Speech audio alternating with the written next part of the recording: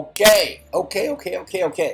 So, hello everybody, and welcome to the stream. I'm gonna have to trim all that early stuff off. We got some people here. So hello everybody. Most everybody is here. So, you know, most of you are coming from one of my courses, pi4e.com, or interested in my new course like Sarvesh. And Sarvesh, I can't thank you enough for all the stuff that you're doing. Sarvesh is helping build my book here. Not my book, actually, Kearney and Ritchie's book, and we're just going to license it. And so a lot of you are, coming from that. And so one of the key things to this technology that I built is called Suny. And you will see, I better log in first. You will see this word Suny all over the place when you are using my stuff, like lessons about how to help the world. And so there's this everything I do here and all this stuff that makes it so that these things work with Coursera and Canvas and Sakai, they all are based on this piece of software that I built called Suny. It's open source, and the GitHub for it is GitHub Suny project. So I'm gonna need to make a little document. Repos.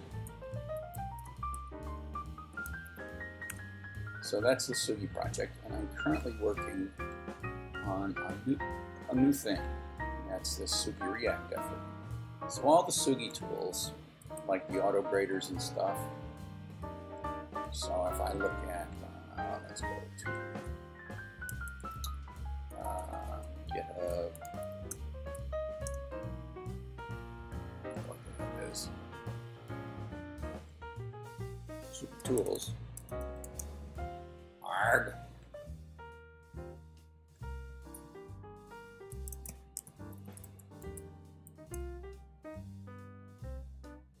So there's this Suny tools, and like the classic thing that the first tool everyone ever builds is an attendance tool, so that you can put a code in. So I can probably have it down here.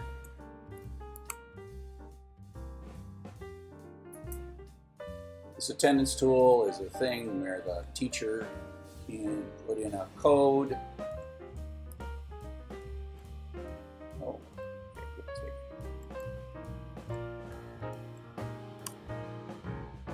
teacher can put in a code, and then what was that code again? 1212. And the students are asked for the code 1212, record their attendance, and we go back to the teacher, and the teacher sees that Sue attended and what Sue's IP address was, right? And so this is my tool, and if you look at the source code to this tool, you will see that it is in PHP. And I built my own sort of widget spec. Basically says this is how you write a tool to work inside of Suny.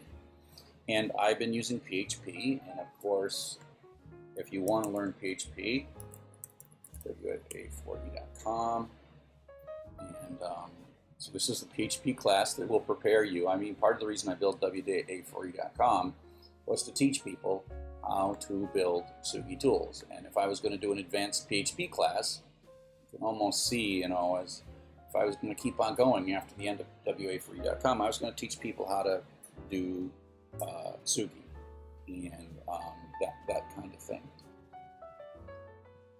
So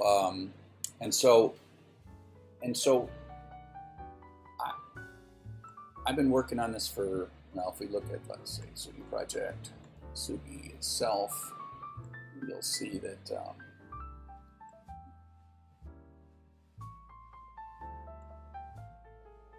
that I've been working on this project for a very, very, very long time.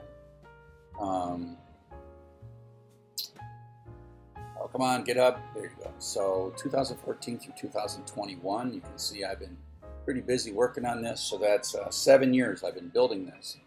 And I just wish everyone would learn PHP. I love PHP. It's ugly. You've seen me do the steampunk professor. See if that finds me. No. Charles Severance. Yeah, so you've seen this, right? Steampunk professor. Facebook. It's on Facebook. Oh, I hate Facebook. Right. So whatever. You see the steampunk. I'm going to put my own Facebook on the stream. That's foolish. But Charles Severance steampunk.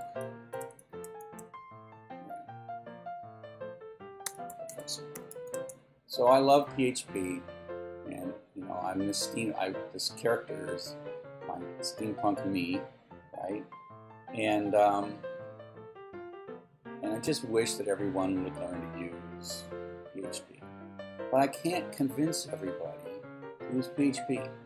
So I'm trying to figure out how to use React, and so I am. So you ask if I can teach you React. I have always hated React, and I always promised I would never teach React. But I think there are better ways to build web applications than React, but everybody's using it. And so I kind of have had in the last month, I've kind of had this epiphany, and that maybe the reasons that I dislike React are equivalent to the reasons why everyone dislikes PHP.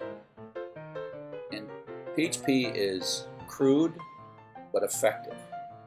It's not the most elegant solution. It's not the prettiest solution.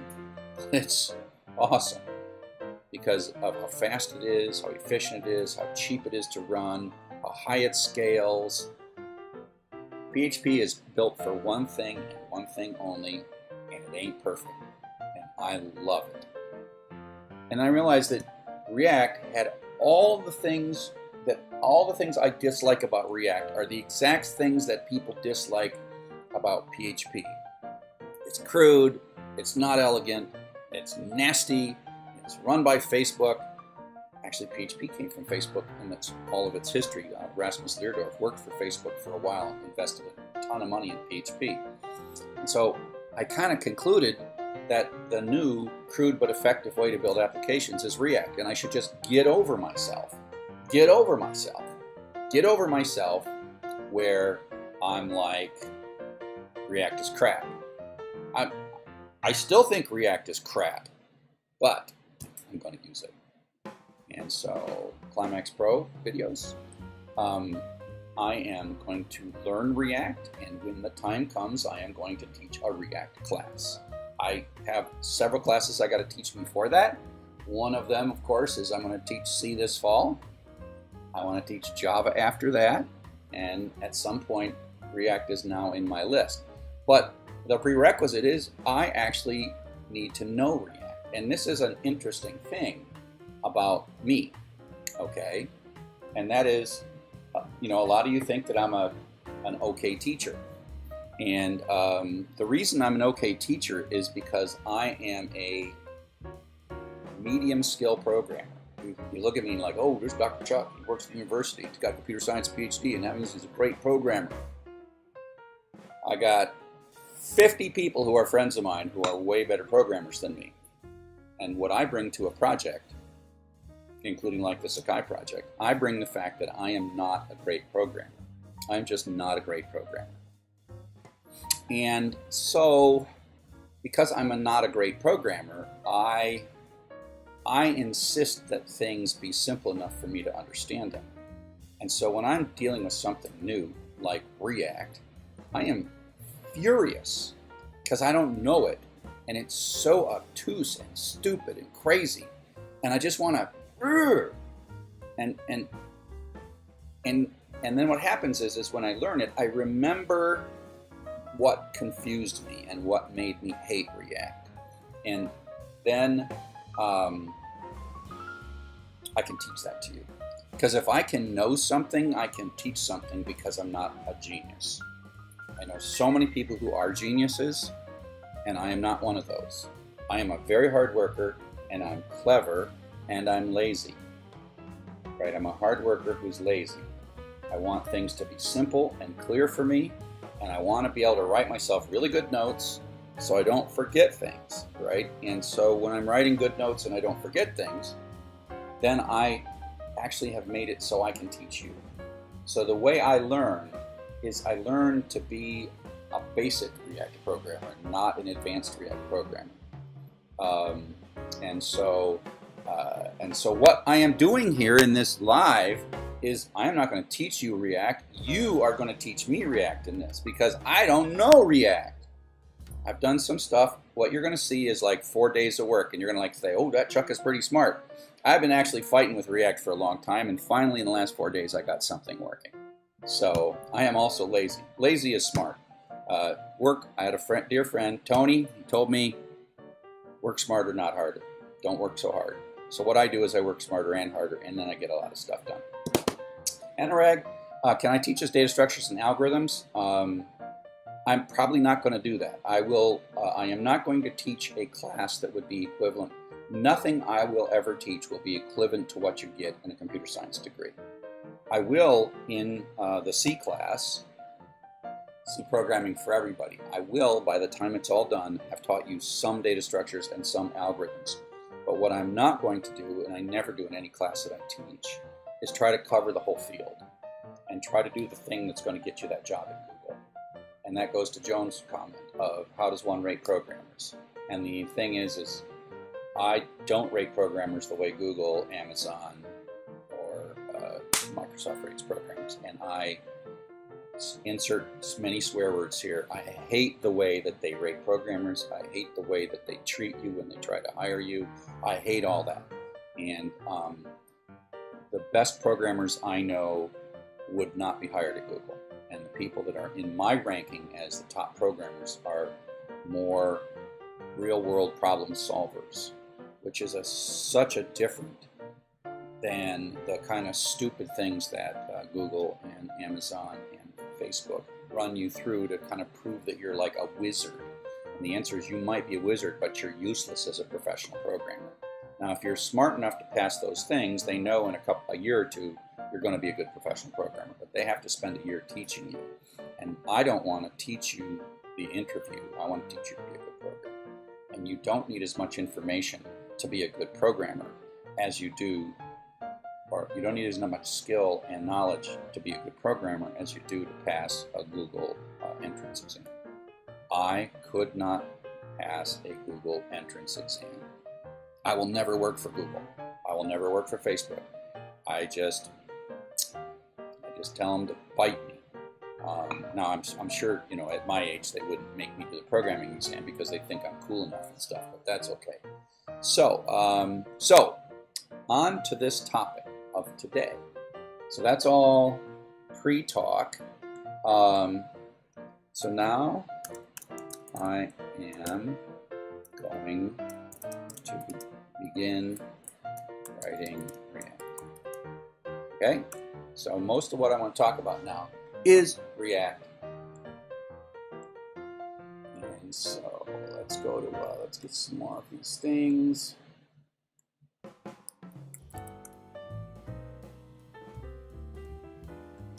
Repositories. So what I am building is I'm trying to build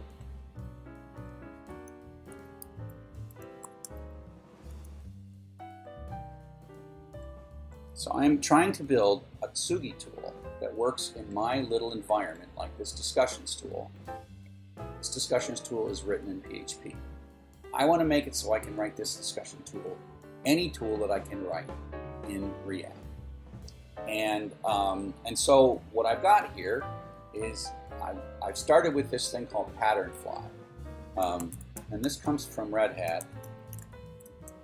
And so it's when you're deciding on a way to write applications, you end up with sort of your core programming technologies, and then you end up with your you're going to look and feel technology. And so if you look at Suny, the look and feel of Suny comes from Bootstrap 3, and the programming is a combination of jQuery in the browser and PHP on the backend. And so my new application, I don't want to use Bootstrap 4. I actually don't like Bootstrap 4.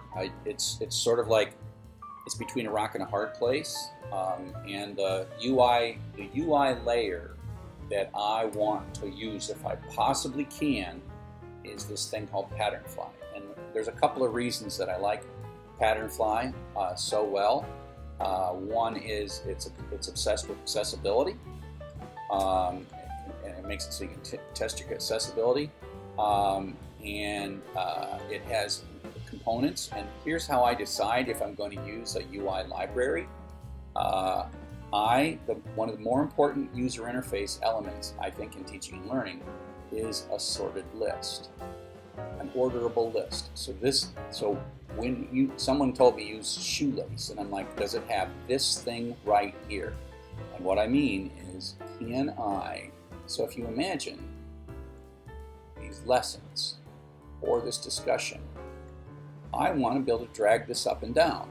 Or if there's a lessons, now there's only one lesson here. If I go to Py-free and look at the lessons, in editing this, I want to be able to drag these. I want to reorder these things with a draggy thing, right? And so if I have to build that draggy thing, and even worse, I have to make it accessible. Making a draggy thing that's accessible is really crazy. But here we go. This is a thing. You can see they're moving around. This is a draggy thing that comes from PatternFly, and all I have to do is write some markup. That markup looks hard, but really it's just a for loop, because it's showing you a lot of markup, data list item cells, or whatever. That'll be simpler, okay, because they're putting it all there. So I like this PatternFly thing, and the other thing I like about PatternFly is that it has dark mode, and it has, somewhere they should say it, some theming. Guidelines, UX writing, there's theming in here. Do they have a search box? I understand why they don't talk more about theming. Okay. But theming is a cool thing. And so, yeah, global CSS variables is the reason that I love PatternFly. And so I teach a class and I talk about CSS. Oh, I got coffee. I definitely have coffee. It's 9:30 in Michigan right now. And so global CSS variables are a feature that's relatively recent, and it has become the substitute for the need for Sass. The problem with Sass is it requires like a server-based process to generate all the CSS, because you're putting something like the color blue in 49 places. And in Sass, you have one file called main color is blue, and then you just have all other files that say main color, main color, main color, and then you run the Sass process to stick the actual blue in all those places. Well, with global CSS, you have this variable called -- main color, and then you just reference it all over the place. But what's cool is the browser's doing this, transmitting of the actual color to -- main color. And so this is super awesome, right? And I absolutely love it. Sky and Suny are both using global CSS variables. It's why I think this place. And so this is why I now can go and say, oh, my stuff, I want it to be dark mode. Bam, right? Or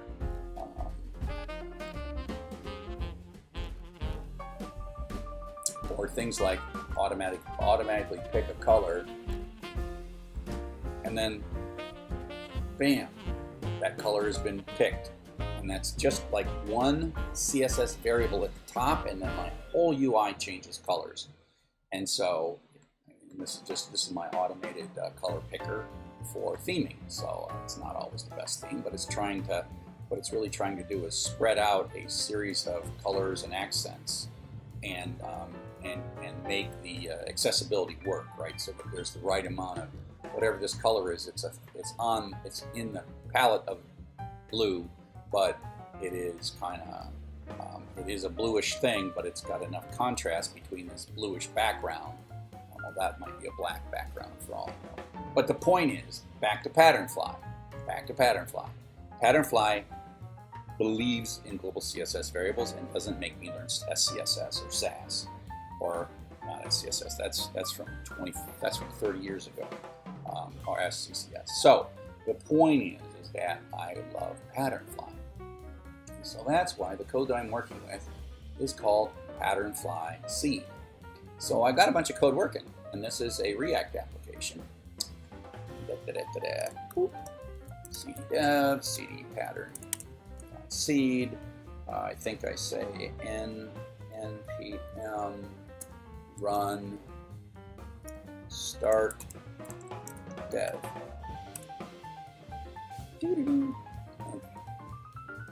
So here we are with my application starting up. This is my React application that you can get from github.com PatternFly C. You got to do an npm install before you get it. But now I'm doing an npm start dev. It takes a little while to start. First time,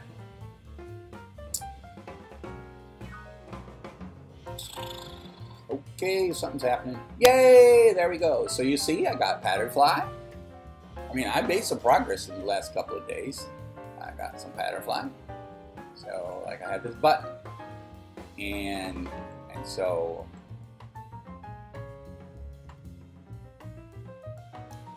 I wish that would just go away. So it's all working. It wants to be wider. I mean, yeah, there we go. I'll just make it smaller. I wish I could make it larger. Maybe I can change where it sort of hides this. So support, dashboard, support, settings, general, profile. Okay. So this is cool. I got this working. And if I take a look at the code, it's bigger. If I take a look at the code, there is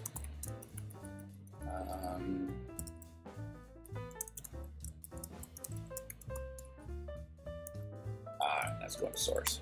It's too long. I find it's going to take too long. Okay, so here's the support.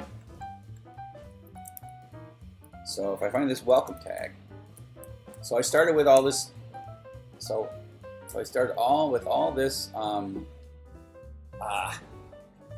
started with all this stuff here, and I got this welcome name equals Chuck. I hope I got some React experts that are going to help me soon, because I'm about to run into a thing that pisses me off and broken, right? So I have this tag welcome, and then if you take a look,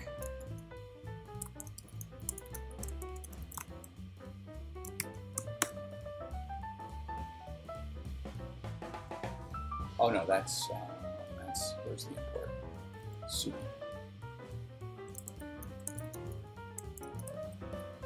This welcome tag is in Suny. So I'm making a welcome. And so what I'm really doing is, if you look at how Suny works, like there's always this Suny widget that makes everything look the same, right? If you look at the tools that are in this, you can look in the Python autograder and you can run the Python autograder, and it has this same kind of settings dialog. And if you switch to a different, if you look at the computer graded Dropbox, it looks the same. So I want some Suny menuing stuff so that when you write a React widget, the stuff looks like I want it to look like. And so they all look the same. Now this is not how I want it. I want it to, because Suny tools are designed to be in a frame or in a window by themselves, so they generally use only top nav. And so this is just from my React seed that I got from PatternFly. Okay, so if you go into this settings, which one is it in profile? I think it's in profile. Oh, no, it's in support, right. So this line right there, Hello Chuck, comes because I made a React component called Hello Chuck. and then I imported it from that file, and then I added a tag, welcome, name equals Chuck. Works great, doesn't it? But I don't want to have to put all the Suny code in every Suny application. So what I want to do is I want to create a package.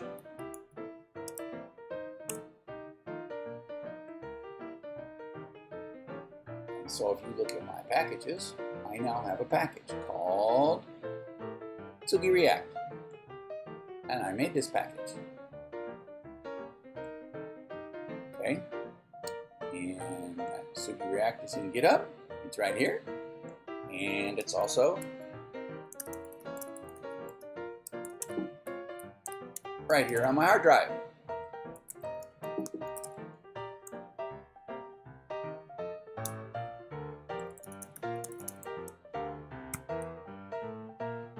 Is it TSX? Go to source. You want to say, boom. Okay, so I made all this stuff, and I went into I followed. I followed, you know, what we do. Just follow this thing I found from this guy, and I just followed this web page and sort of did what I thought, you know, followed everything. Ooh, what's this props? It says props there. Did I not do the props? Are the props important? Or, well, that's what happens when you sleep on something and drink a cup of coffee.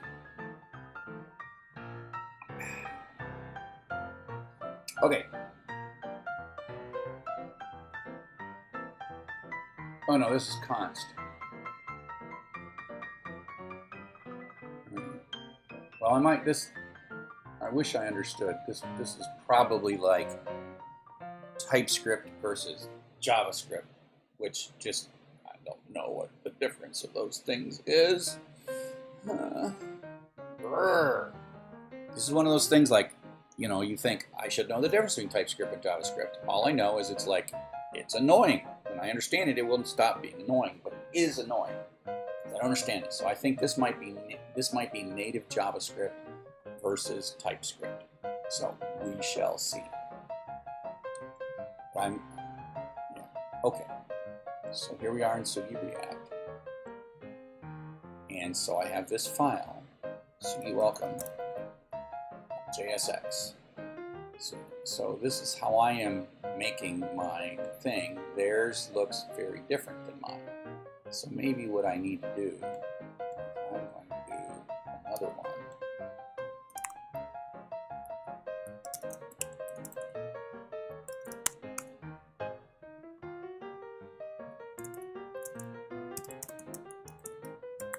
I'm going to make another one.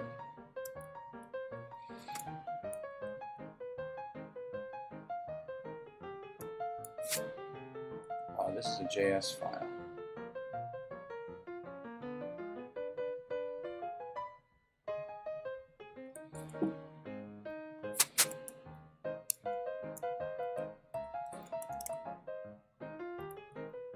Is this a JS file? Yeah, okay. It's a JS file.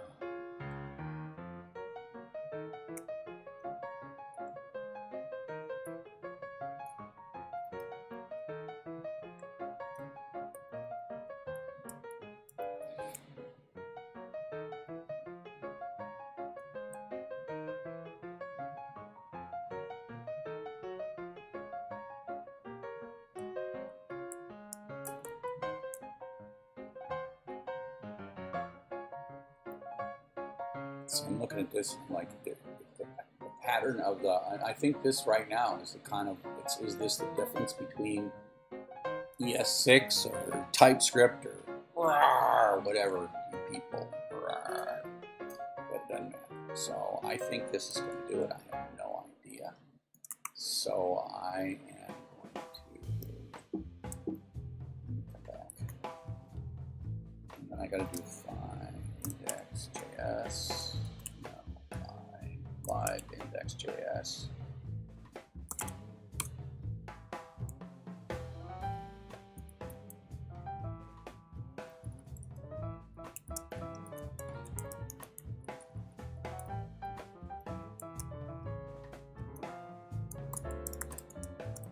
I'm going to make two components.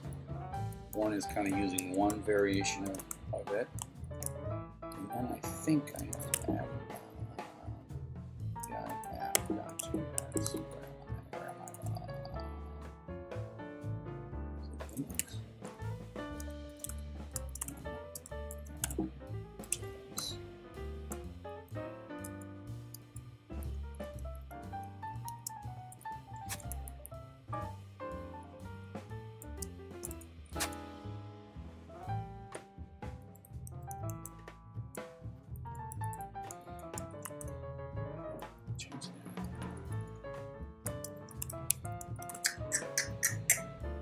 Now I think I can run this in this folder, in my, what I hope to be my library, but I have this application that's also in my library folder.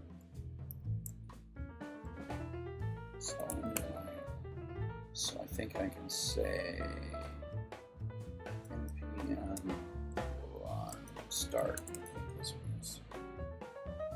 Oh crap, I bet I got it. Where is this? Blow that one up so that I don't end up with actually I think this one runs on 3000, so maybe I can have both running at the same time.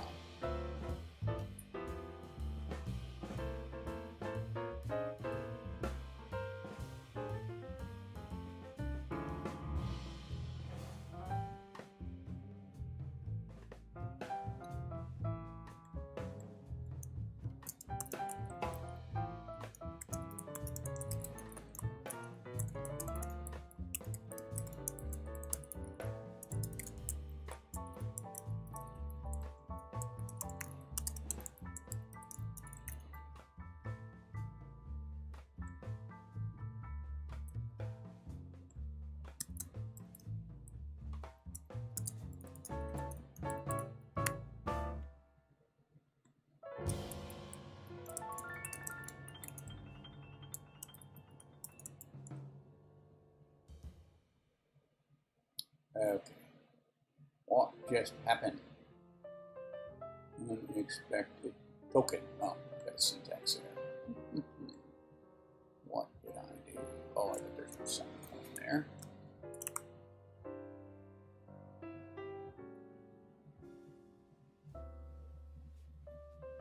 Suny's app is not exported. Oh, I bet. Let's go back to this. Let's go default. Badge. Const. What do we got from React? That doesn't look good.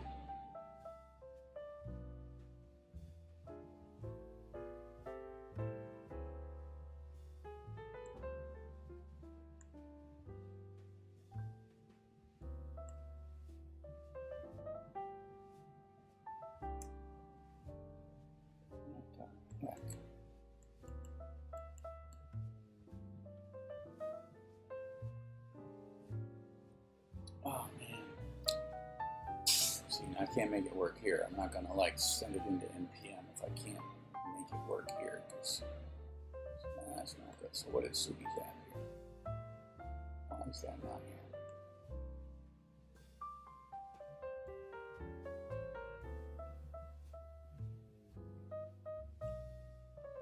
Well, let's do what all programmers do. Just Google that.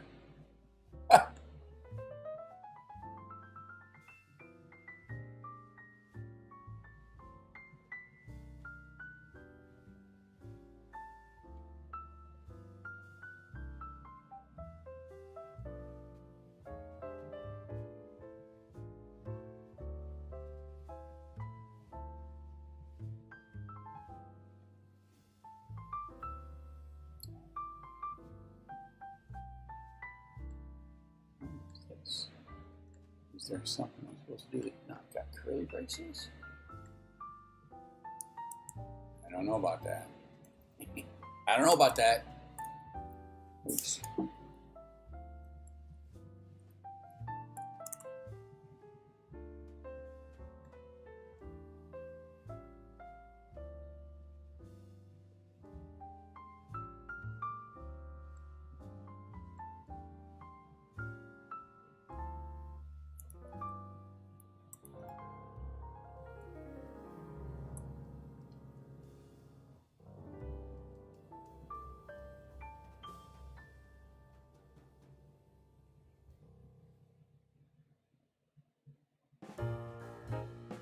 Whoa, that works better. That worked better. Whoa, whoa. Well, that was a quite nice little Stack Overflow help. What the heck is the difference?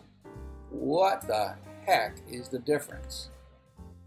Okay, so we got to change the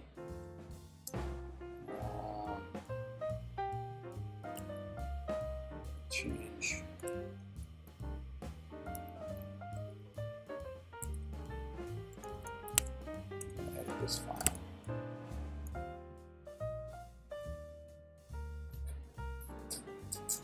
Well, that's interesting. Do I not need curly braces there at all? So let's just see if I can get rid of these curly braces.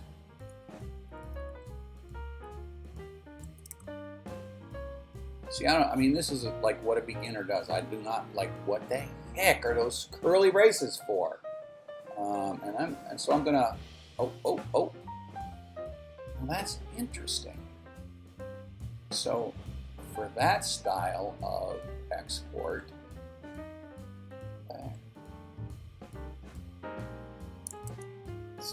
so that, again, someone can tell me, no one here knows React. Yeah, cool guys use Vim, that's for sure. So this, so there's a curly brace around that one. And then this one is over here.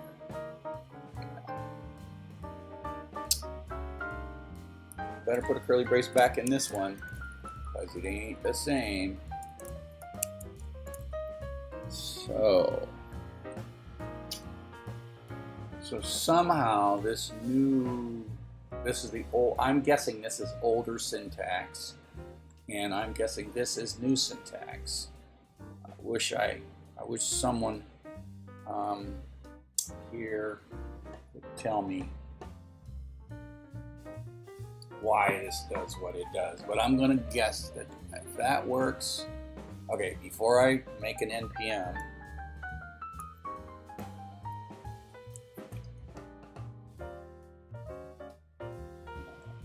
some stuff here.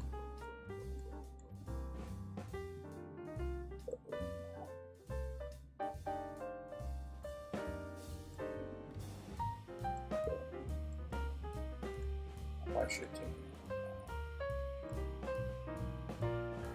coming. Come on, yay! Okay.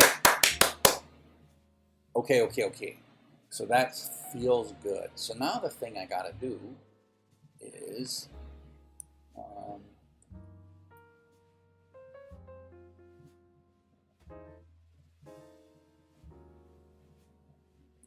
think npm run build. That's what I do. Yeah. So that created this file dist.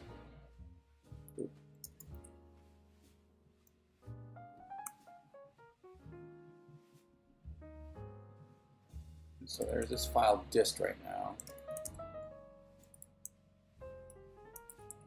Oops. And so let's just take a look at this.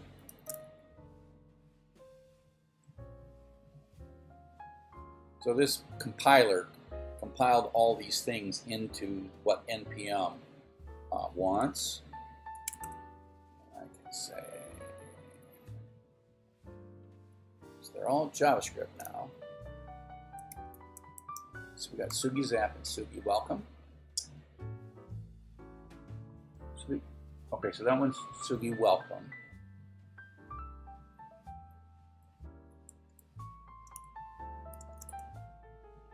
Let's do this. Well, let's turn notifications on.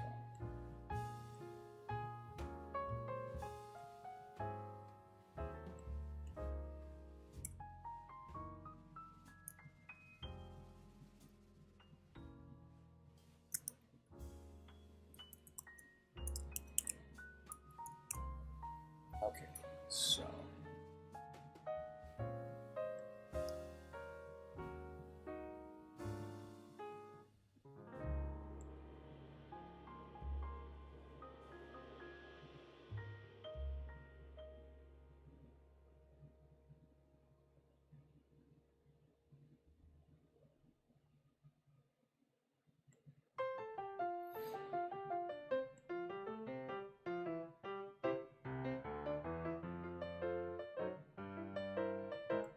So these two things, as a result of Babel, look quite different.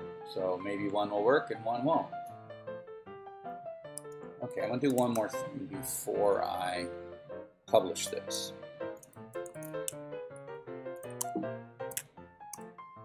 I am going to check the dependencies. Maybe I can check the dependencies.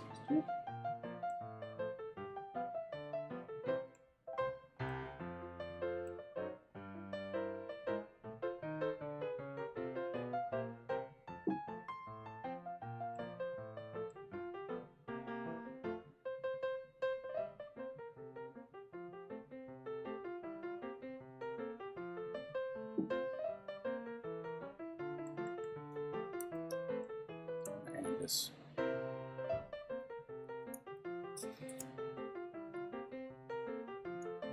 No idea if that's important or not, but I needed it in the other one, so I'll just add it here while I have it.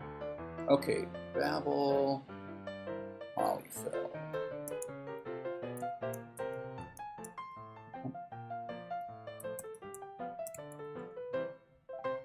Okay.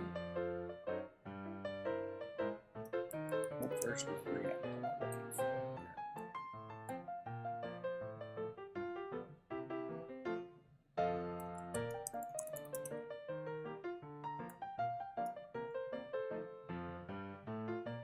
React 1702, that's feeling good. So I just kind of want to make sure that I don't have a version conflict.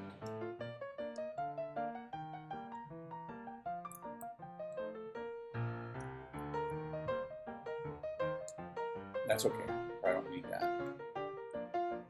It's left side is my library, right side. I'm going to do that, RJS.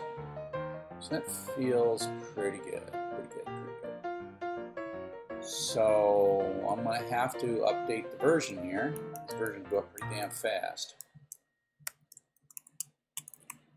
Git status, let's just see.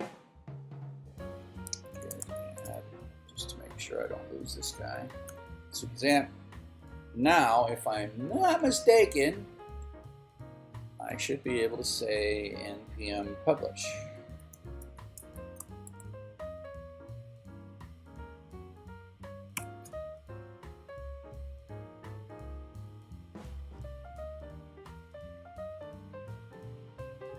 Okay, so that from my library uploaded a new version. So you'll see that the version here in npm is now 013.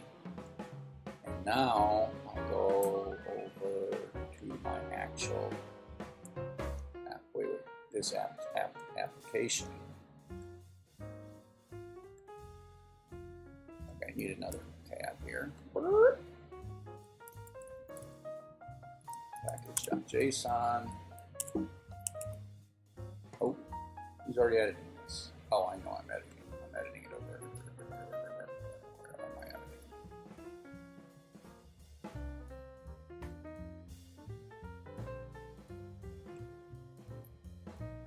Oh, here we go. That was in another window, and so now I can edit package.json in this window. And I gotta say, Suny is now going to be pushed up version 01.3. Then I have to say npm install, which will give me a chance to drink a cup of coffee because it takes a second. The only thing I'm downloading now is I'm downloading the 1.3 version of Suny React. I wish there was a shortcut way that I could just kind of edit it in this one folder over here, edit it, and then have it just kind of be pulled in over here, but I don't want to figure that out right now, so I'm going through npm and wasting a bunch of versions. So there you go. There's some errors in this thing. I don't even know what they are, but it works. Mostly I bet it's because I'm running on a Macintosh, not Linux. Life is better on Linux, except I can't edit video on Linux. So let's see. Well, thinking of applying for MADS at University of Michigan. Thank you. Good luck. I'll just tell you, if you're thinking of applying for MADS, the earlier you apply, the better off you are. I would say that Pi 3 is not enough preparation for MADS. You really want to take the Pi 3. You should take. Oh no, I'm in the wrong thing. Thought I was typing in the chat. Dr. Chuck becomes a streamer. You know, I wasn't going to become a streamer for coding, but then what I realized is I can become a streamer for coding and ask you guys to help me. Now, so far, no one on the stream knows enough React to help me because most of the people that know me are not React experts. And so, well, coding on Linux is better. No. The library environment is better, so that when, like, my dumb Macintosh has, when you type Python, it's Python 2, right?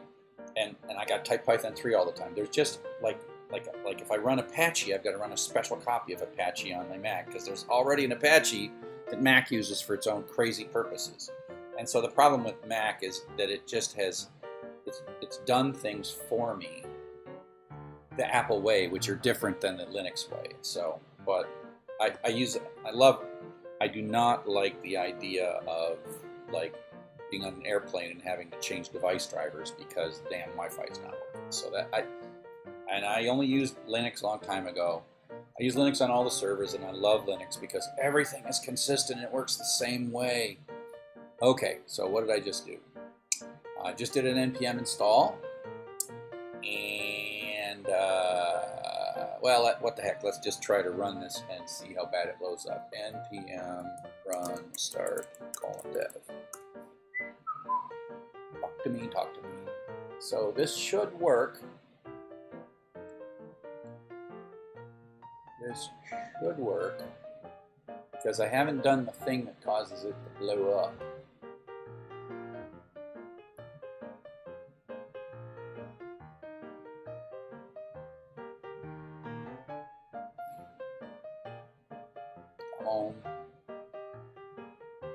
Okay, so it's the support page. Hello, Chuck. That's what we're trying to see.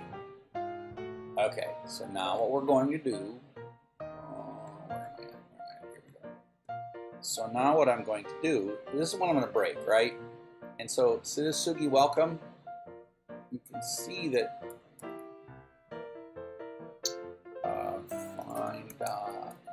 Find node modules -name Suny star.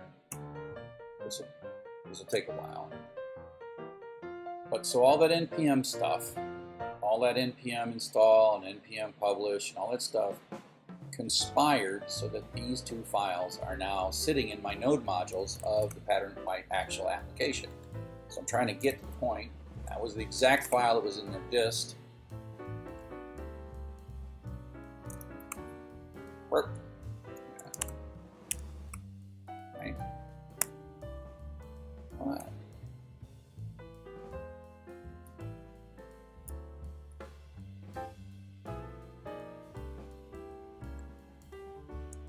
Oh. It's there. So I don't know who's there now. Okay. So we got these things here. So now I can go like this. So I can import Suny Welcome from Suny React. and I've done that, and it still works, right? But then, if I change this tag to Youre Welcome,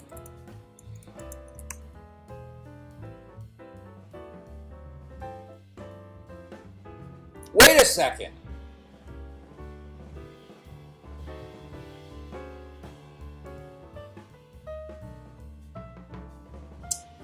Wait just a second.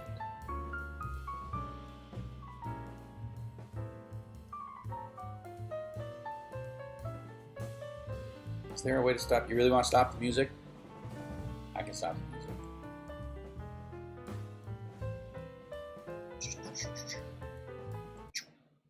No music. There goes there's music. Oh, what just happened? What just happened?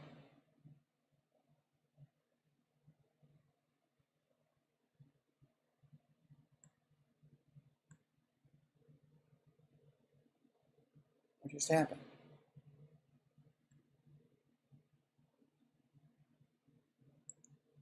Oh. What's happening? Okay, it's still working. Something stopped. I guess I gotta go to over here so that I can see the chat. Something happened with the chat. Got it. And pop out chat. There we go.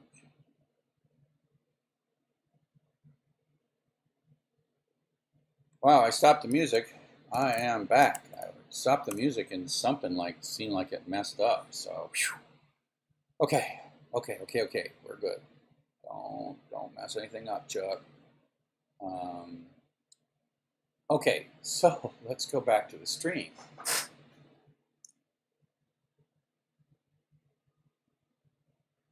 Worked. It wasn't working last night. Why did it work? I don't really care so much if it did or didn't work. Well, let's blow it up. Let's blow it up and run it again and make sure.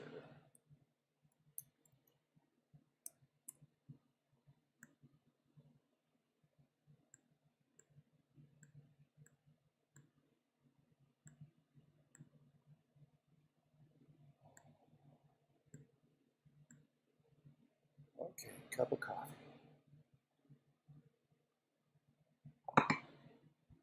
So last night, before I went to bed, that wasn't working. And my goal today was to figure out how to make that work. And my goal today was to get help from you so that it would work. So it would just, instead of saying hello, Chuck, it would say Sugi says hello, because that means that I have now got it so that the library Sugi React is up in NPM. Sorry, Sugi React. So I can build a tag in my library, this library now. Sugi React has a tag in it called Youre Welcome. Oh, I haven't get pushed it yet. That's good. I'm going to do a get diff. See, did I change anything? Did I change anything important? I don't know. Don't know.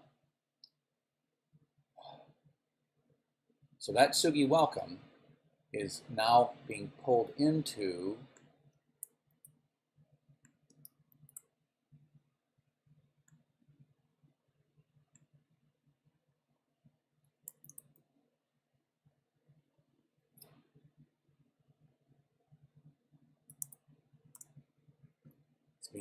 this, which is my application, which means I can begin to create Sugi. I wanted to merge Sugi code into Sugi tool code. So PatternFly, this PatternFly seed is like my prototype of Sugi tool code. Sugi React is the prototype of my what would then be Sugi PHP. Right, so I've got this library called Sugi PHP, which is all of the library code that makes it so all the Sugy applications look the same. And it's part of the dependency in Sugy itself. So Sugy PHP is a dependency in the Sugy application. Sugy is kind of a web application. Sugy PHP is a set of libraries. So, and then a tool is its own thing.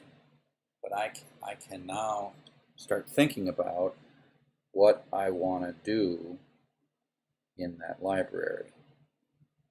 Because the library works. It wasn't working last night. But I don't believe I did anything different. So let's just go take a quick look over here. Because I git diff.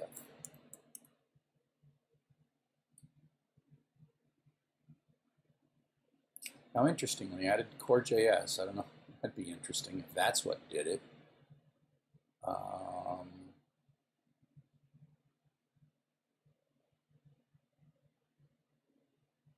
Oh, now that's interesting. That curly brace. Oh, that's different.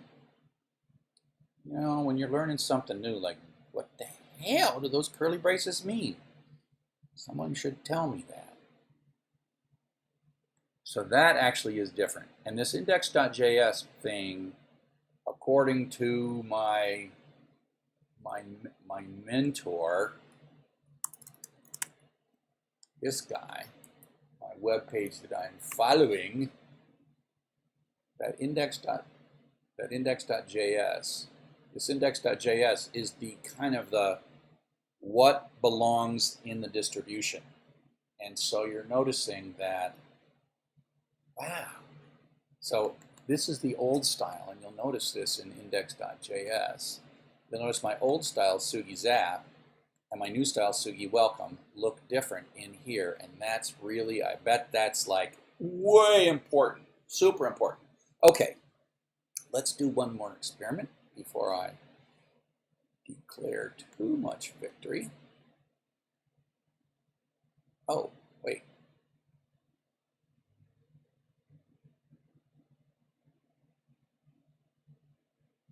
Oh, no, this is the other app. This is the other app. I'm going to go into support. So Youre Welcome is starting.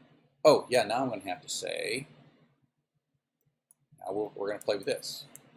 So we're going to see if Sugy Zap. I mean, I'm successful. Youre Welcome came from Sugy React. So we're going to import Sugy Zap, but let's get over here, because as soon as I hit save here, this thing is going to refresh and going to lose its mind if necessary. So the import might screw up. Come back.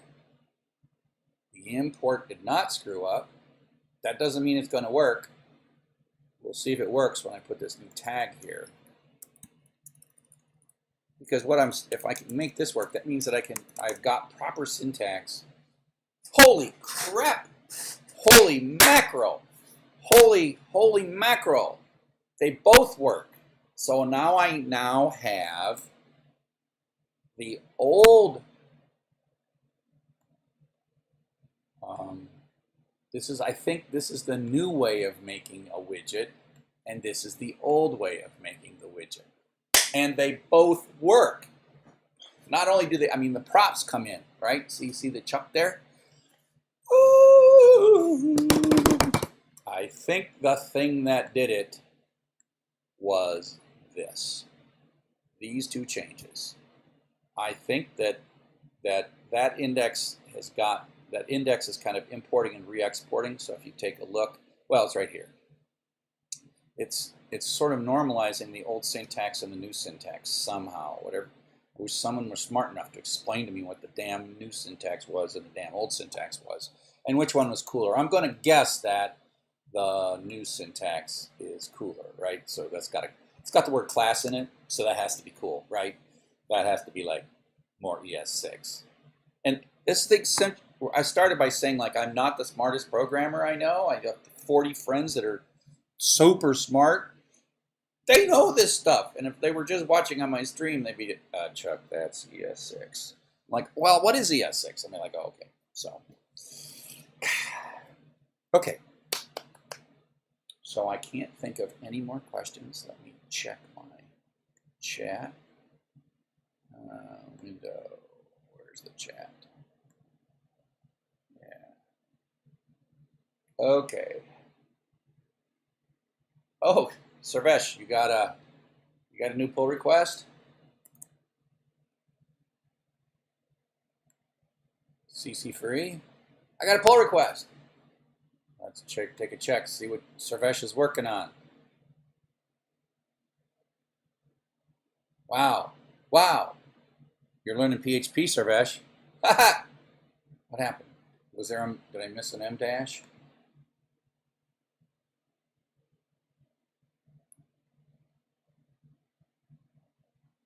I mean, I can do other streams. I mean, the problem is I don't have hours and hours and hours to just sort of do basic streams. This stream right here, what I'm streaming right now, Sarvesh, this is what I was going to be doing this morning.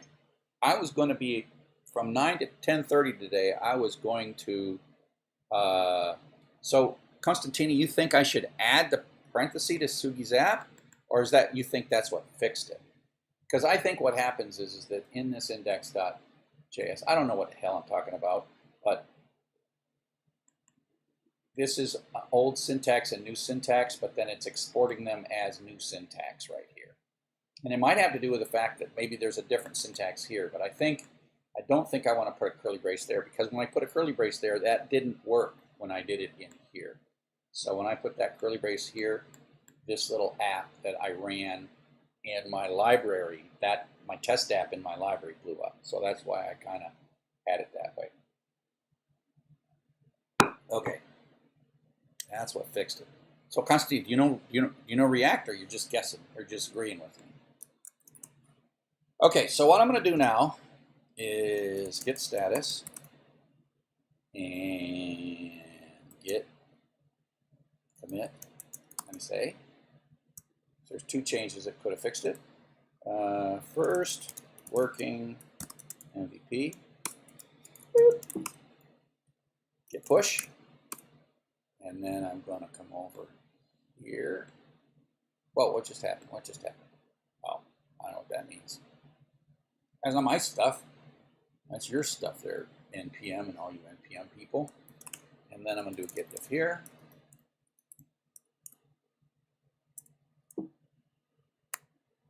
Oops. Oh, okay. Yeah. Okay, so you're agreeing with my analysis, which neither of us are particularly informed. We're just like smart people guessing.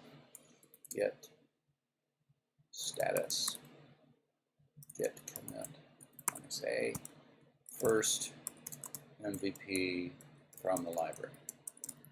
Okay. Git push. Let's take a screenshot.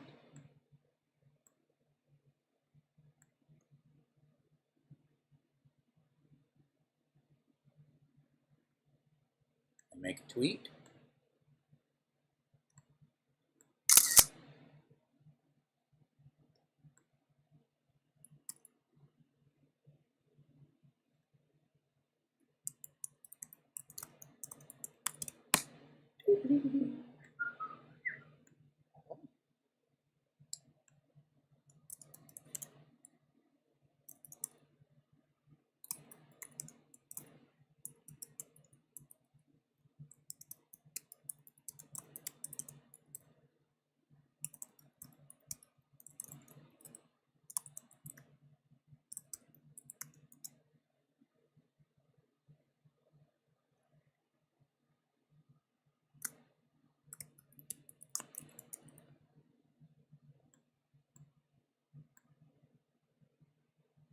No, that was not what I wanted. Oh, don't. Thanks, Twitter. I just got a component from my Suny React library to work in my PatternFly.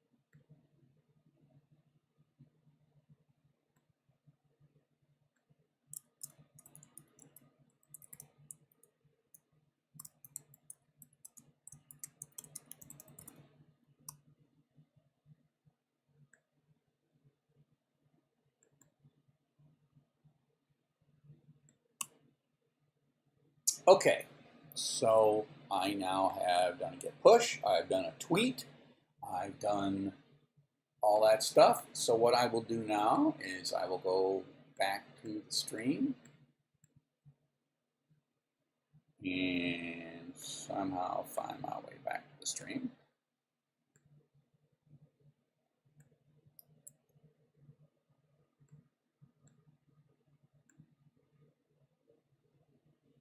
Okay, so now I can talk to the people on the stream because I'm done coding. I'm going to sign off in a bit because I'm starting to run low on coffee. But now I can just talk stream talk. So hi there. You're working as QA tester, Simona. That is that's really cool. I find that when I'm talking about getting people a first job, and I probably ought to write a Quora article about this. When I'm getting people to come into my project Sakai, it's a very complex project and it's really hard. And QA has turned out to be the way in. And so I need to write a Quora article about that, Simona, that QA is the way in. And I do talk about in my other articles about how important it is to get in the company that you like and don't worry about the job. Hey, Stefan. And so what you've done, Simona, is you're in the biz.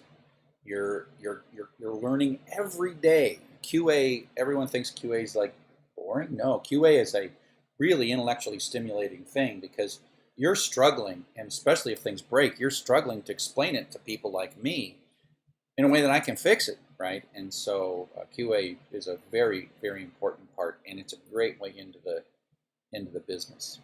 So I was talking, Sarvesh, about oh, Sarvesh, I forgot. We got to merge your pull request. GitHub, boom. Let's go in. Go to CC Free. Let's review a pull request from Sarvesh. Sarvesh, I was stalking you, Sarvesh. Are you a professor of mechanical engineering or something? Is that what? I mean, I looked. I was Googling you and trying to find you because you've been putting so much cool stuff in on here. So, covered reverb, fixed a lot of change in chapter 2. You apply the 35s, 2 commits. You only changed 2 files. Oh, okay, so it's easier to look at it this way.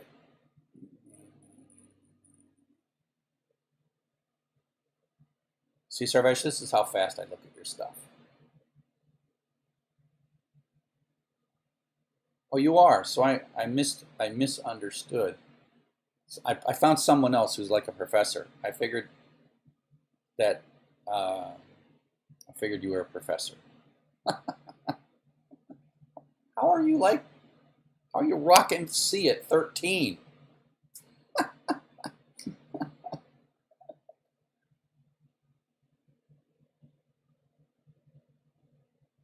So these are all, for everyone else watching, these are Sarvesh's changes to the CC free book, right? So this is, he's working right now on chapter 2, and Sarvesh, I think, is the second leading contributor after me to this whole website. He's like obsessed with making the book better. Yeah, so like, and what the problem was is this thing was OCR'd, optical character recognized. I scanned the book. As a matter of fact, I can show you. I bought a copy of the book. This is C Programming for Everybody. You can hardly see it because my video is small. And I cut the back of it off, and I then sheet fed it through a very high quality scanner, and then we OCR'd it, and then we OCR produced a Word document, and then I converted the Word document to Markdown, and then I converted the Word document to Markdown, and then this is what we're starting with, and it's got its code, and it's C, so it has a, yeah. No, I saw your privacy PHP thing. I think that you just changed the date, and you know me, and you know that I'm like always in a hurry, and I always screw things up. Yeah, of course. I screwed that up. That's fine. Of course you're right. You have worked on my stuff well enough, Sarvesh, that you know that I am always in such a hurry to do everything that I mess up little things, and so I greatly appreciate all the work. So without further ado, let's merge Sylvester's pull request. First, we have to say thank you.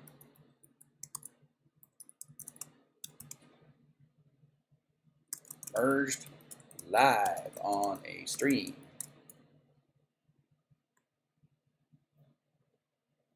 Merge, merge.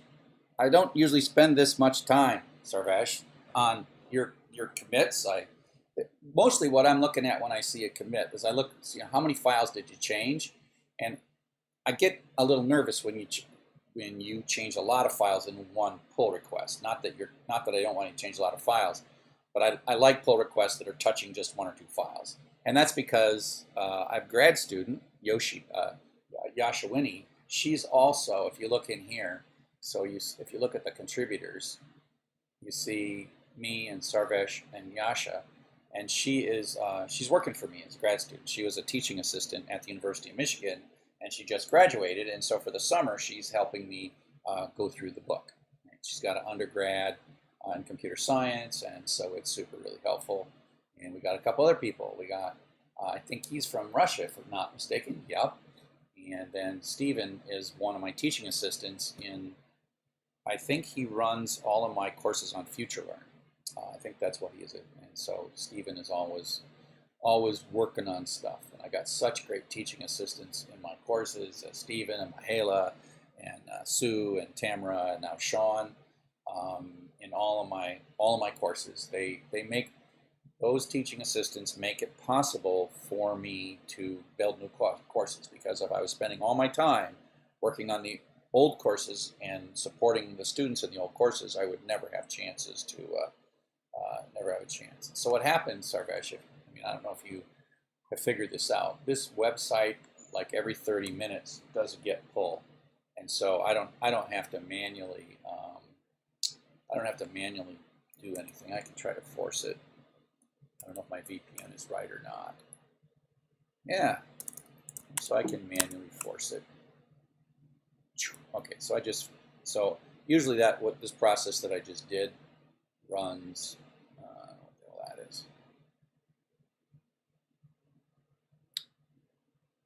So that process just updated the book. So if I hit refresh over here, your changes are now live. But literally, you do a pull request, I merge it, and we wait 30 minutes, and it's there. I don't hand upgrade anything. I'm a big fan of running master/main, and like if you break it, then fix it, right? And you kind of understand that philosophy of if you break it, then fix it. So MMD, any new courses coming up? Absolutely. Sarvesh is working on them, on the course. And it's C programming for everybody, and it's going to be an amazing course.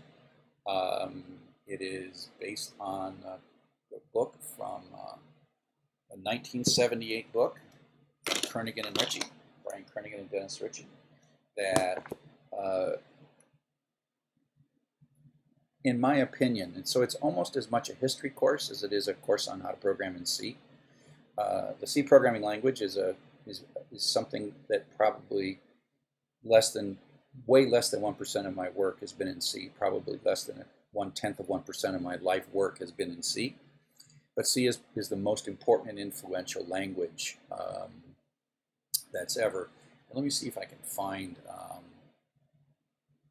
Let me see if I can find something here for you and talk a little bit about C.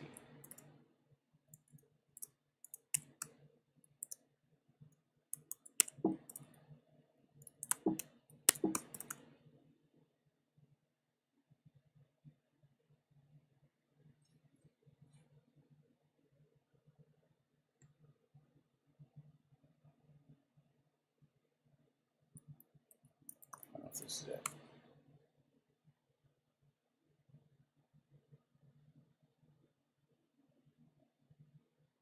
That was it. I was pretty quick to it. Okay.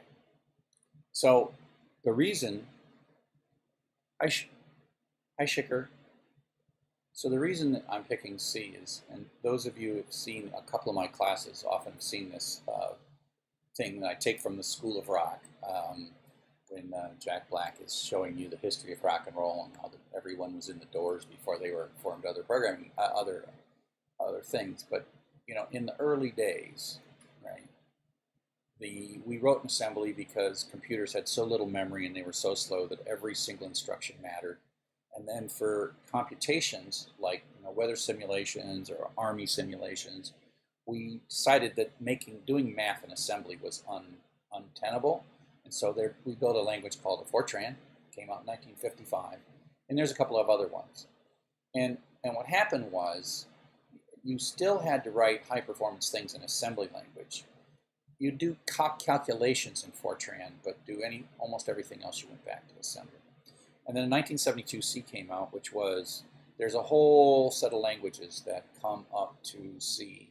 There's a thing called B and a thing called BC, but C is this language that was really designed to become a portable assembly language, and it was designed to be small, so it could run on the computers that were from the 60s and the computers that were coming out in the 70s and then eventually in the 80s.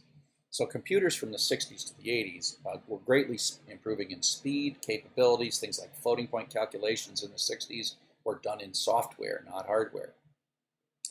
And so the idea was that C would be the new assembly language, and it was. And C has this curly brace syntax, right? It has this curly brace syntax, right? It's got this what C looks like, and so C invented this and had this if, and it was really a minimal language. There was no, like, printf is a function. It's not really and so if you look from Python 2 to Python 3, print went from a language element to a function. So print didn't have parentheses in Python 2, but does have parentheses in Python 3. And that's just a philosophical thing that's very important because it really keeps the language small and lets the extensions be the extensions.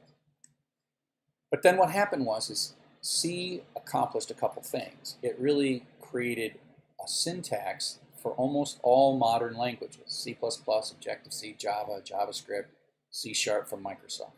And so these are all kind of emotional derivatives that pay deep homage back to the C language with the curly braces, for loops, if tests, all that stuff.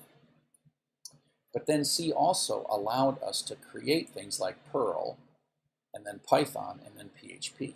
And so you'll notice that the classes that I've taught, I've taught these in the order of ease of learning and ease of use. So the classes I tend to teach that I've taught so far start with Python, and I teach PHP, and I teach JavaScript. And so on this picture, the three things I do, and this doesn't have web technology in it, so we're talking about HTML and CSS and jQuery and stuff like that. But the languages that I've taught are these. And PHP has a C-style syntax, JavaScript has a C-style syntax, but Python does not. But Python is written in C, so C made Python possible. Without C, we would have no Python. So what Guido van Rossum did when he wrote Python in 1991 was he wrote a C program and he called it Python. And now we type Python code into the Python program. And so operating systems are written in it, languages are written in it, PHP is written in C, JavaScript's written in C, Java is written in C, right? And so Java is its own language, but it has this runtime and a compiler, and parts of Java are written in C, meaning that C is the kind of the mother of all of this, right? It all, one way or another, inherits, one way or another, it inherits from C. These other things depend on C and could not have happened. If we did all these things back to assembly, we would never have the rich ecosystem of languages and libraries that we have today. And so what I'm going to do is I'm going to teach this C class as a historical moment. It is a historical moment where the world changed forever. Okay, so there's the before and the after. So I will probably move this like this. I'm not talking about the C thing. Oops, I don't want that. I don't know what that is. Oh, that guy. So the point is there's kind of like this moment. There's this moment, right? BC and AC, before C and after C. And all of computing changed the moment C was created.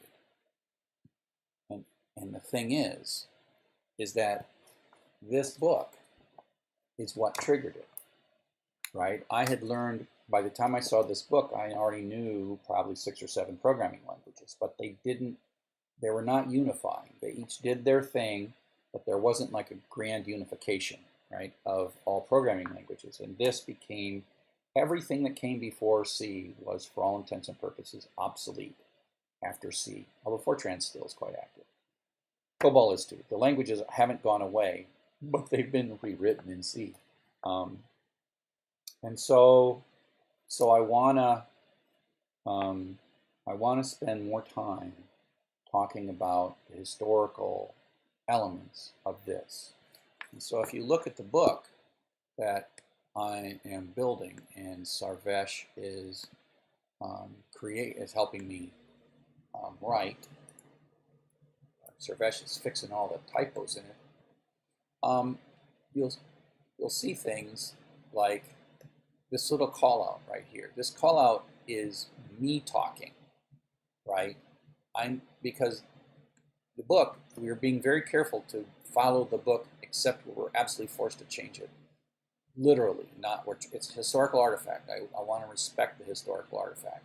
So you can see that we have the actual thing, so you can see what it was, but then what we do is I annotate it with these little blue boxes. On modern systems, we use the GCC compiler to accept the legacy syntax of C. And so you'll see that I have to have commentary on it because it's just completely wrong, right? I mean, this stuff here is like the 70s. This is my voice. The 70s was a time of transition in the amount of memory installed in computers. I mean, I already said kind of this stuff, right? And so this course is going to be looking at this textbook, this Carnegie and Ritchie textbook, as its place in history that literally changed everything, and we wouldn't be here. YouTube wouldn't exist. We wouldn't be here if it wasn't for this book, right? Now that doesn't mean that someone else might have come up with something else that transformed in the same way that C transformed it, but it didn't matter. C is the one. C is the one that did the transformation. And so we're going to teach this class looking at its tradition and its place in history. And we got all kinds of cool stuff, like you can actually run it, take these code things, send some data in, and run it. Right? So that was a little code to count the number of lines by looking for new lines. So it's pretty awesome. So that's the next book. And then next class. And so after that, I'm actually going to teach a Java class. So I'm going to teach C, but I'm going to teach Java. And then I'm actually going to, in between C and Java, I'm going to teach a hardware class, because once you see C and you learn about data structures in C, you see how, like what we do with strings in Python is so intricate and complex, and you don't even, well, no, what Python does with strings is amazing. And if you look at C strings and compare to Python strings, you're like, whoa, it's so crude in C. And so then you say, well, but C is doing what the hardware is really doing, and Python is using a very complex library to make strings effective. So is PHP, and so is JavaScript. They all have extremely complex libraries just to do something as simple as concatenating two strings together. Java, JavaScript, PHP, we'll look at that and say the things we take for granted in these languages and use them every fourth line are actually really complex things that they're not solved in C, but part of computer science is building those libraries so that you can solve them. If you know Java, things like garbage collection, PHP thankfully doesn't require garbage collection, JavaScript does run out of memory, so all these things have memory issues, because of things like even as simple as how we use strings. If we do that too much in the wrong pattern, we can run our computers out of memory. And you can't really understand that until you understand C and then how C talks to the hardware. Now here's just a little tiny thing. Let's see if I can show you this. If you run my code and you do a view source, let's see if I can show it to you. So if you do view source, yeah. If you do a view source, and this will be in a later class. So right here, this is your code written in machine language, in assembly language. And so actually what happens when I'm running your code is the first thing I do is I run it and translate it to machine language. So this is actually Intel 8086 machine language. These are each one of these. Move Q is a command to the actual Intel processor. And so this is for me to debug what you're doing, but you can see it. And so there will be a class in which this bit will become what we talk about. We're going to talk about hardware and programming the hardware directly in assembly language and machine language. Machine language is simply directly converting each one of these things to a 16 or 32-bit set of zeros and ones. And so an assembler takes something like this, but this is exactly one-to-one correspondence with machine language instructions generally.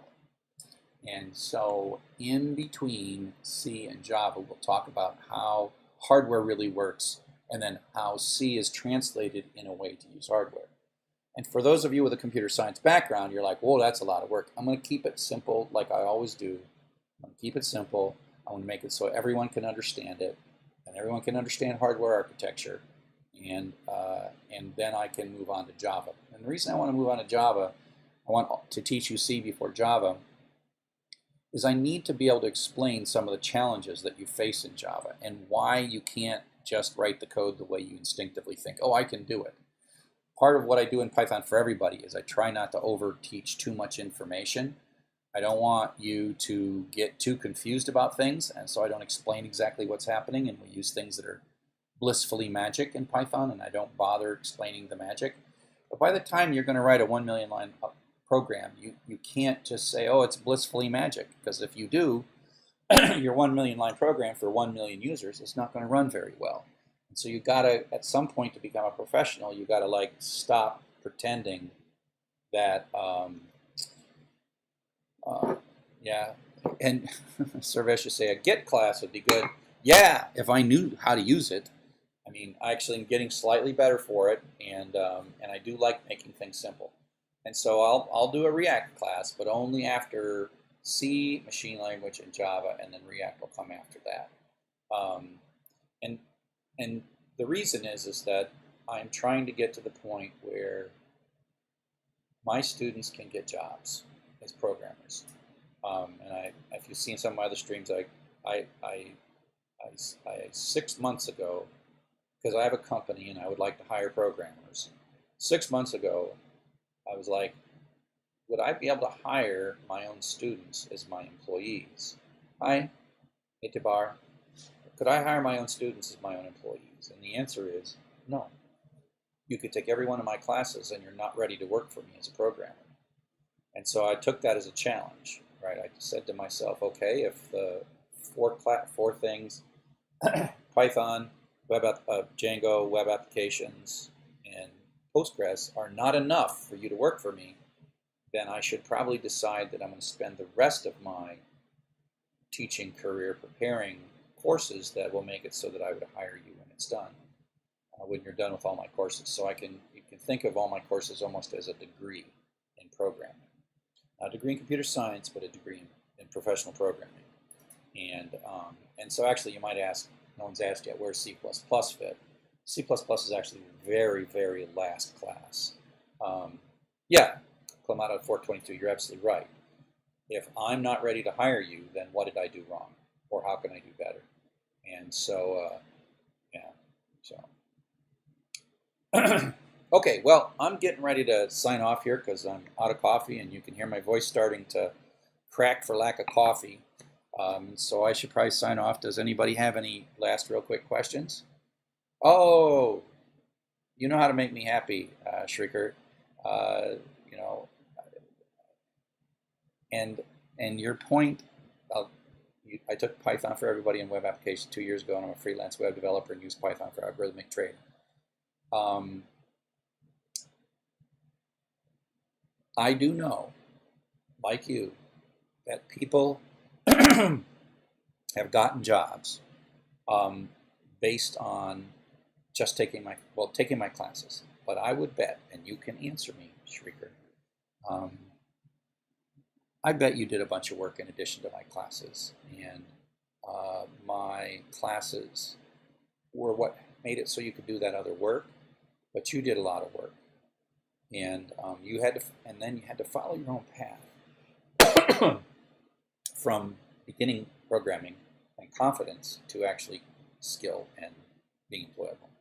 And I want to be part of. I want to take you further. I want to take you to the point where you can say, I just finished your enterprise applications class, Chuck, and I got a job the next day, right? Because I don't want to make it be your problem to finish your training. I want to be with you all the way. So 2020 Comedy, how can you enroll in those classes? So you can enroll, so you could start here. Oh, I'm on the wrong thing.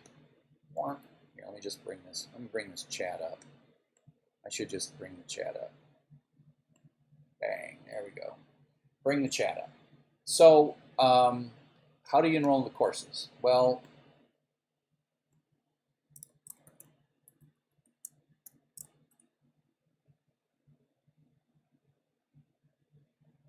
so I have these websites. You can go to online.drchuck.com, and you can either go to our University of Michigan link, or you can go to these free on the web links. And you see that I make a free website for all my courses. So the order that I would take them is Python for Everybody, Py for E, Django for Everybody, DJ for E, Web Applications for Everybody, also known as PHP and MySQL for Everybody, and then Postgres for Everybody. And then the next one that's coming down that path is C programming for everybody. And so the idea is I'm building a curriculum that you take in order, and eventually there will be more tabs. Java for everybody, well, actually hardware for everybody, Java for everybody, enterprise applications for everybody. And by the way, these things take a long time. So it takes me a long time to build a course. It will probably take me a year to finish building CC for E. You'll see it's only got one lesson. You see that Python for Everybody has lots of lessons. And so, there's a lot of work to CC for E. He's in high school. Where? What country? What city? Is he taking Py for E himself, or is his teacher teaching him Py for E? Yeah, so we agree. Many times it seems like too much work, but once I was able to write code, I could learn more, right? And I say that at the very beginning of Python for Everybody. Yeah, so after Py for E, if you just want to learn everything, I would say DJ for E is really good. Even if you never write a Django application, it will strengthen your Python skills. If you want to build web applications, you should take Web Applications for Everybody. If you want to go straight to data science, you can switch it. You can go Python to Postgres. And there's nothing in either DJ for E or WA for E that requires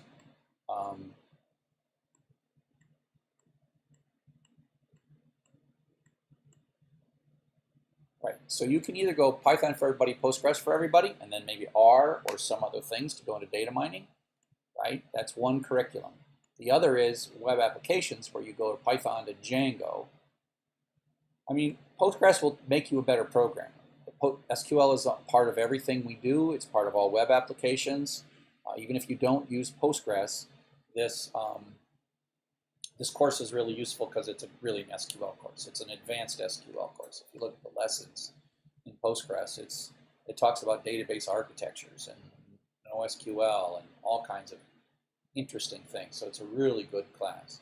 I would say by default, I would think that you'd be best off going Python for everybody, Django for everybody, and then either Postgres and then web apps. So this is a PHP class, and even if you never run PHP, it's kind of like machine language. PHP is like the machine language of web applications.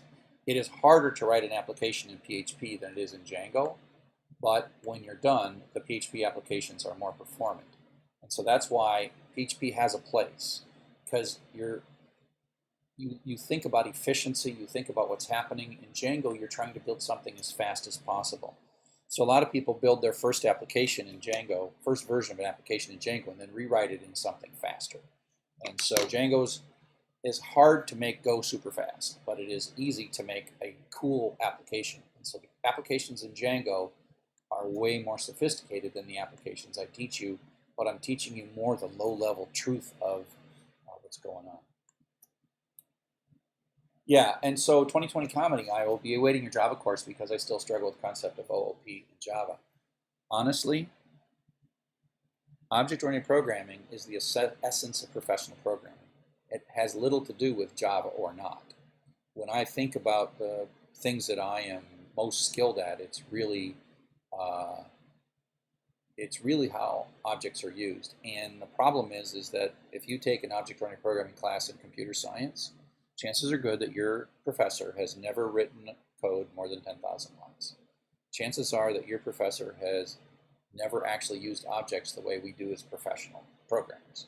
So professors and professional programmers, hi Scooby, professors and professional programmers, I should probably come up with a way. Let me see if I can come up with a way to make a bigger picture. Whoa, what's wrong with my...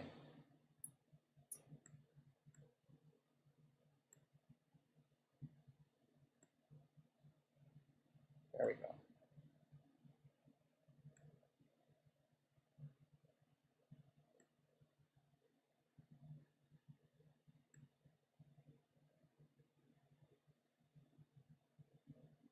Hang on a second.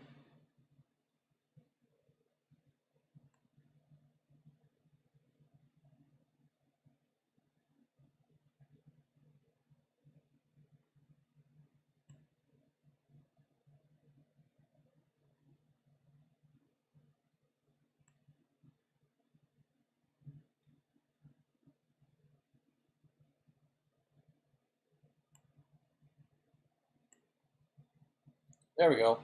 So I just transitioned my to a bigger image of me because I don't need to be sort of in the lower corner all the time now that we're just chatting. So let's do this. There we go.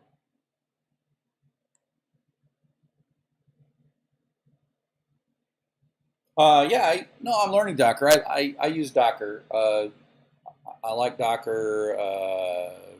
Docker's a good tool. Kubernetes confuses me a bit. So Sarvesh, the entire compiling infrastructure for CC4E is a Docker because I have to isolate your code, and so your compiles run in little tiny Docker containers so that you can't write evil C code. So back to 2020 comedy. Object-oriented programming. The way we use object-oriented programming in the real world of an application that lives more than a year is we use it in so many ways that your typical computer science professor just never will understand.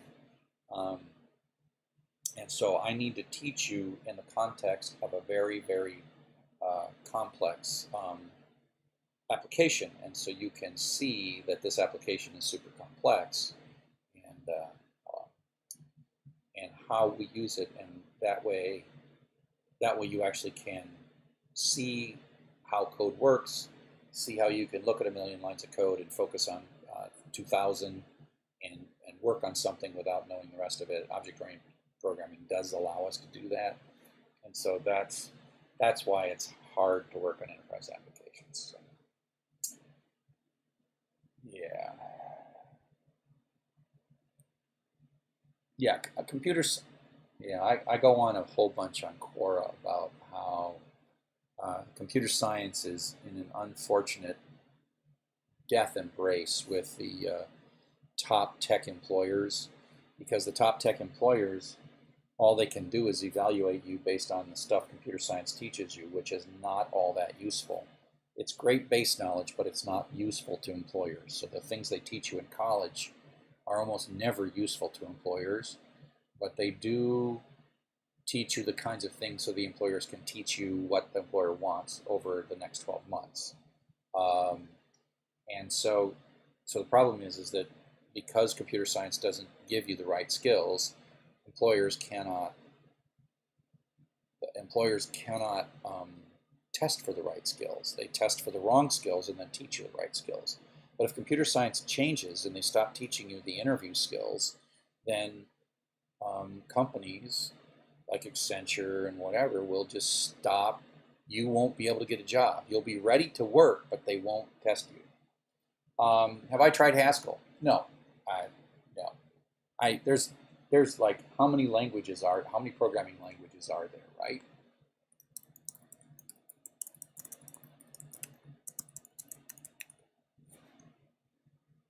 $700. I don't care. I am not looking. I'm not looking for a better language. What I am looking for, what I tend to find, and what I tend to believe is if Haskell has a good feature, in 2 years, Python will have that feature, JavaScript will have that feature, and PHP will have that feature. And so I don't need to change languages to get that. And one of the more recent, really good examples of that problem has to do with Scala. Scala had this non-procedural programming model, and a whole bunch of hipsters thought it was a really great idea. And so all the hipsters were like, I'm not going to write Java anymore, I'm going to move. And it turns out that Scala was built on top of Java. So you could use all your old Java libraries, and then you did this fancy Scala syntax, right? Oh, foobar. What is your infrastructure for a million? Do I like moussaka?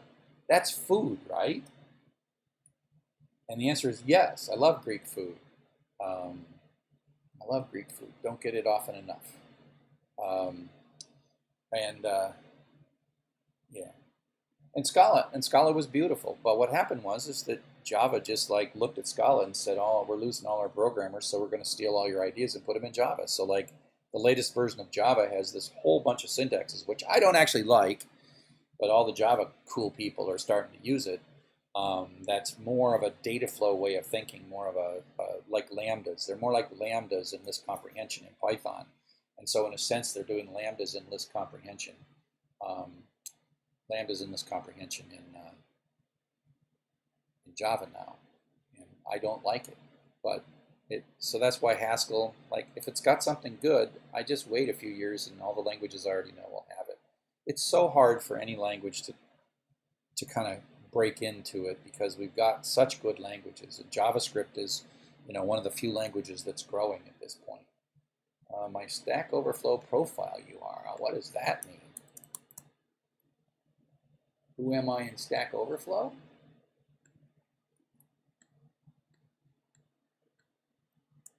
Oh, yeah. So that's me in Stack Overflow. I've got some juice. I got some good grooviness in Stack Overflow, but I don't quite know what to do with it. I mean, I can make a tag, and I want to make a tag, but I don't want to get yelled at when I make a tag. So with great power comes great responsibility in Stack Overflow. So that's my Stack Overflow. So, okay, well, it's after 11, and I think we've been going for quite some time now. Let's see how long we've been going. Yeah. 56 minutes ago. So, so I think I'm going to take my leave. Thank you all for coming and the conversation. And oh, by the way, So I do have office hours that some of you have come to. drchuck.com/live. And so I do have another office hours, drchuck.com/live. This is coming from my house, and I really just wanted to work on React and show it to you this morning, and so but this is the office hours that where I just chat and talk about my courses, and so you can wait for this or come to this, and in 10 days, 22 hours, 53 minutes, and 22 seconds. That's the office hours. That's more like this, where we're just chatting and talking. So, so Sarvesh, hey Sarvesh, if you wouldn't mind, it'd be great if you could send me an email, so I would have your email, so I know who you are. Okay, I just feel free to send me a personal email so that I can get connected. I was trying to find you on LinkedIn, but I don't think you're on LinkedIn because you're only 13. So, okay, so I'm gonna find out how to stop streaming. I think I do this with OBS. Bye everybody. Let's go find OBS and let's fade to whatever.